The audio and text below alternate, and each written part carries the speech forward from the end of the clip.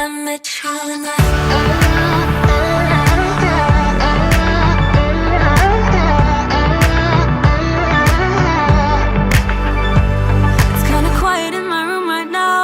without you, and I couldn't really make you stay, so what to do?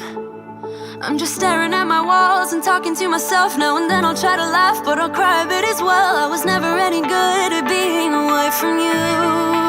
I met you in the summer when you